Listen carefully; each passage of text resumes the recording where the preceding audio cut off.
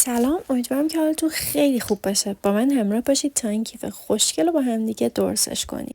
وسایلی که احتیاج داریم تا این کیف رو باهاش درست کنیم: توری پلاستیکی حدوداً 1 متر، روبان حریر 2 یا 4 سانت، سوزن پلاستیکی، قفل و حلقه و زنجیر که میتونید از کیف‌های قدیمیتون که میخواین بندازین دور استفاده کنید یا خرازی تهیه کنید.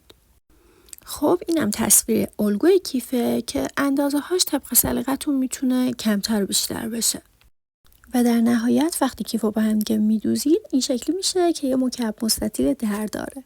بعد اینکه الگوی کیف رو درآوردیم به صورت ذهنی کل کیف رو باید 4 خونه در نظر بگیریم. 4 خونه هایی که یه خونش به صورت عمودی دوخته میشه و یه خونش به صورت افقی. فکر میکنم با دیدن این ویدیو بهتر متوجه منظورم بشین. من خونه های 6x6 رو انتخاب کردم. یعنی 6 تا خونه به صورت افقی دوخته میشه و 6 تا خونه کناریش برعکس به صورت عمودی. این ریتم تا انتها تکرار میشه.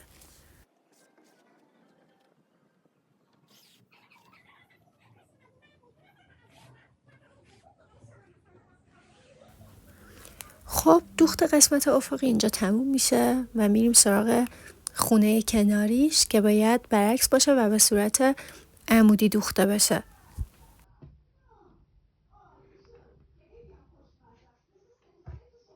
تا آخرین خونه میبافیم عمودی افقی عمودی افقی.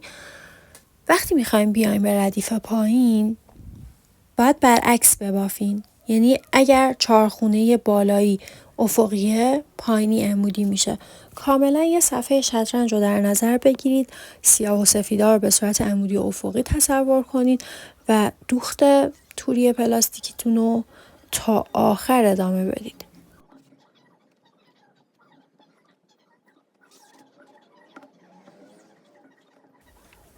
برای الگوی آسترمونه از همون توری پلاستیکی استفاده میکنیم. وقتی که دونه به دونه خونه ها رو تا آخر با روبان دوختید، توری پلاستیکی رو میذارید روی پارچه‌ای که برای آستر در نظر گرفتید و دور تا دورش رو به اضافه 1 سانتیمتر حق درز میبرید. اگه دوست داشته باشین دوخت آسترش رو توی یه پست جداگونه بهتون آموزش میدم. کار خیلی سختی نیست، فقط لازمه که این ضلعای مکعب مستطیل رو به هم دیگه بدوزید.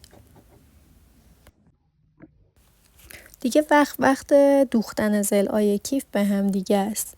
فقط حواستون رو جمع کنید که خیلی تمیز بدوزید چون روی کیفتونه و باید خیلی شیک و خفن باشه.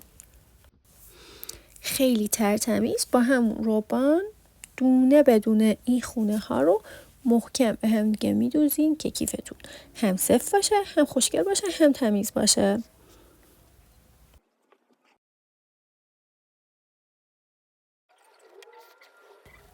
بعد از اینکه دور تا دور کیف رو کامل به هم دیگه دوختین، نوبت به وصل کردن قفل و حلقه های کنار کیفه. بعد از وصل کردن قفل و حلقه ها حالا باید آستر رو سوار کیف کنیم. خیلی کار سختی نیست. لب به لبش رو میتونید با نخ سوزن یه پس‌دوزی خیلی ظریف بکنید. دور تا دور درش هم اون 1 سانت حق درز رو بذارید تو، خیلی تمیز دور تا دورش رو بدوزید و تمام. به همین راحتی با زیر 200,000 تومان یه کیف خوشگل میتونید داشته باشید. اگه دوست داری آموزش‌های بعدی منو ببینی کانال رو سابسکرایب کن، لایک و کامنت هم فراموش نکن، خوشحالم میکنی. تا آموزش‌های بعدی، بای.